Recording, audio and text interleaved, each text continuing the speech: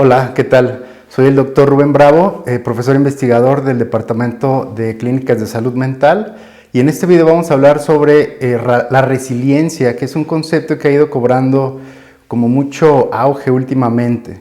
Pero bueno, la idea es establecer como un poquito con mayor claridad qué es la resiliencia. Cuando hablamos de este término, lo primero que debemos entender es que es un proceso. ¿Esto qué significa?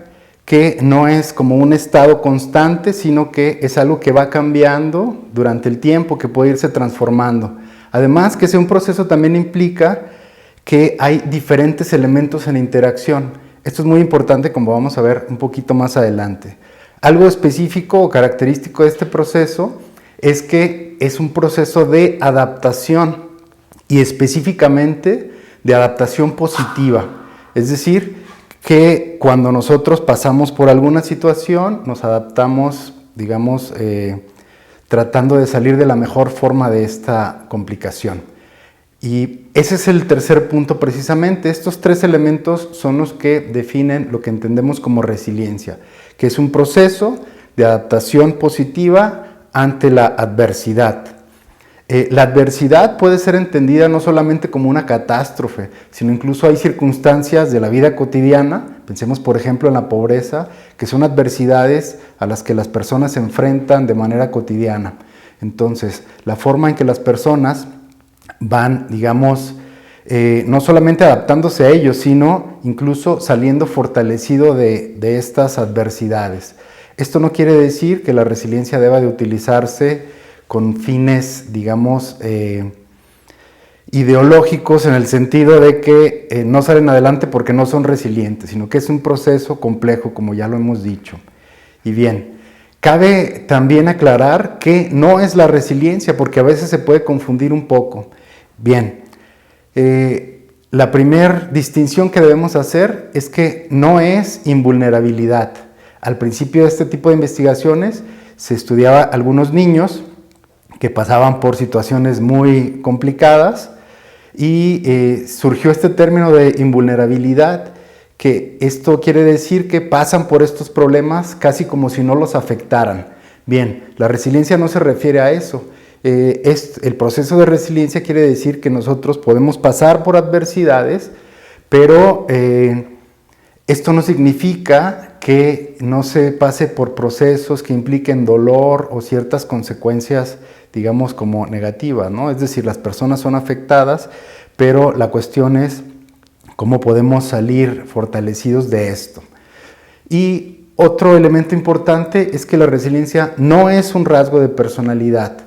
Esto significa que no es algo inherente a la persona, no es algo que la persona tenga ya de por sí, y que se presente entonces todo el tiempo, sino que, como decíamos hace un momento, es un proceso en el que intervienen diferentes elementos. Bien, aclarando estas dos diferencias, vamos a ver entonces algunos de los elementos precisamente que participan de la resiliencia. Bueno, hay distintos modelos explicativos de la resiliencia. El que nosotros vamos a tomar aquí para explicar es uno propuesto por Hemdahl y Friborg, que nos habla de 5 dimensiones de la resiliencia. Es decir, para que una persona pueda salir adelante de la mejor manera ante una adversidad, es mucho más probable si se presentan estas 5 dimensiones. La primera de ellas se llama competencia personal, y esta tiene que ver, sí, con algunas características que pueden ser como más de personalidad, también el amor propio que pueda tener la persona hacia sí mismo, qué tan capaz se siente para realizar sus actividades, la esperanza que alberga hacia el futuro, pero también una orientación realista ante la vida, que es un poco como cuando decimos tener los pies en la tierra.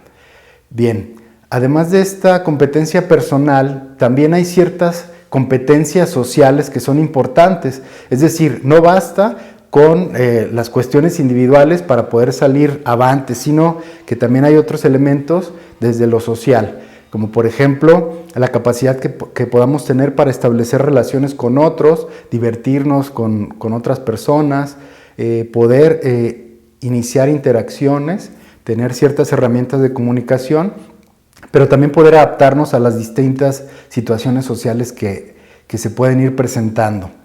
Bien, además de esto, una dimensión importante es esto que se conoce como estructura personal, que tiene que ver con qué tanto nosotros podemos ser capaces de establecer rutinas diarias y también hacer planificaciones y organizar nuestro tiempo, incluso nuestros planes mismos, ¿no?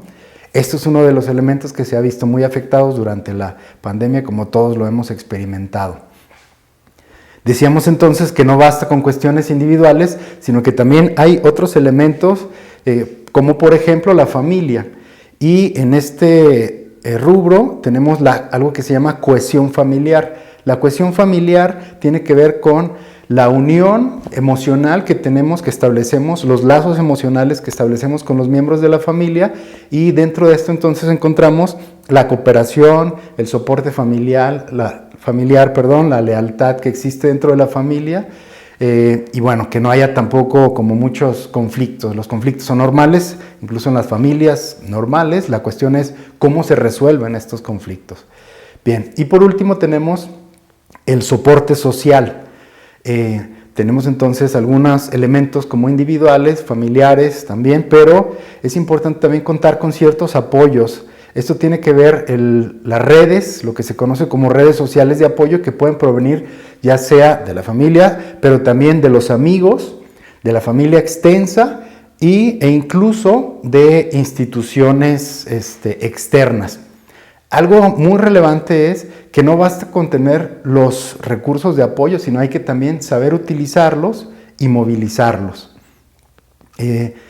Pensando entonces en estas 5 dimensiones, nosotros podemos reflexionar sobre, a lo largo de esta pandemia, de este confinamiento incluso, o de nuestra vida cotidiana, con qué recursos resilientes yo cuento.